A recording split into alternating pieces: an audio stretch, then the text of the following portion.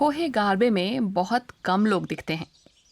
एल्बे नदी के मोड़ पर बाढ़ के मैदान में उगा ये जंगल अधिकांश गांवों से दूर स्थित है। दशकों से नदी को जंगल से अलग करते हैं पुश्ते। माइके क्लाइवेस्टर और डीटर लॉयपोल्ड कुदरती संरक्षण से जुड़े एनजीओ BUND से जुड़े हैं। ये एनजीओ लंबे समय से इस पर काम करता रहा है। एल्बे अभी भी अर्ध प्राकृतिक है, लेकिन जर्मनी की और नदियों की तरह उसके बहुत सारे बाढ़ के मैदान खत्म हो चुके हैं। सिर्फ 10% ही बचे हैं। जहाजों की आवाजाही के लिए विंग डाइक बने थे, लेकिन कई जगहों पर अवरोध थे।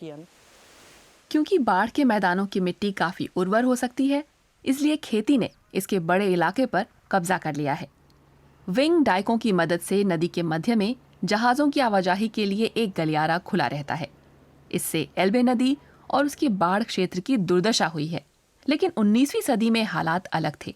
होहे गार्बे में भी एल्बे की शाखा फूटकर बगल की नहरें बना लेती है, जिसमें छोटे द्वीप भी हैं। एक दौर में एल्बे के समूचे फैलाव पर यही कुदरती स्थिति थी। एल्बे के एक हिस्से के किनारे कैलबरवेडर के पास हम लोग इस पुरानी पारिस्थितिकीय स्थिति को बहाल करने में समर्थ हो पाए। उन किनारों की नहरों को दोबारा बनाकर उसे 150 साल पहले की तरह बहाल करने के लिए यहाँ हमारे पास अच्छी स्थितियाँ थीं। बाढ़ के मैदानों को फिर से सक्रिय करने का काम 2018 में शुरू हुआ। नहरें सुखाई गईं और एक पुराना तटबंध खोल दिया गया, जिससे एल्बे की बाढ़ का पानी अपने मैदानों में खुलकर बह सके।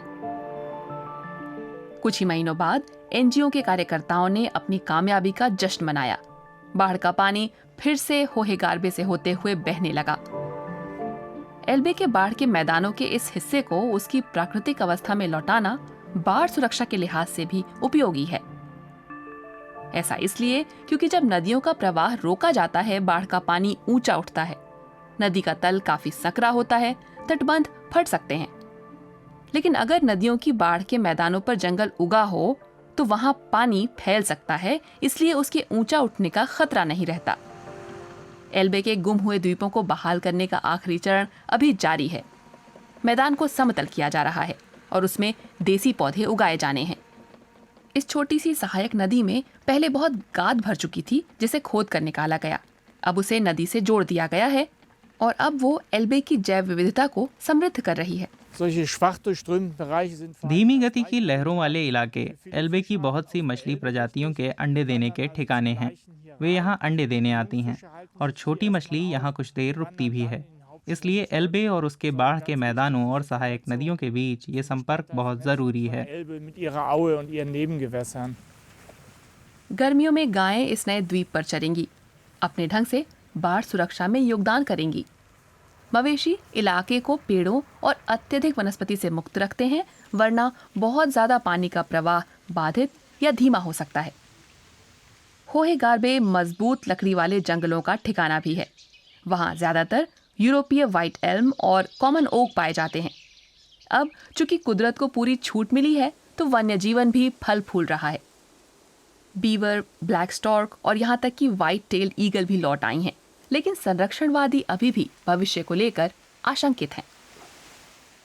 जलवायु परिवर्तन के बाढ़ के मैदान पर उगे जंगलों पर दो प्रमुख प्रभाव हैं।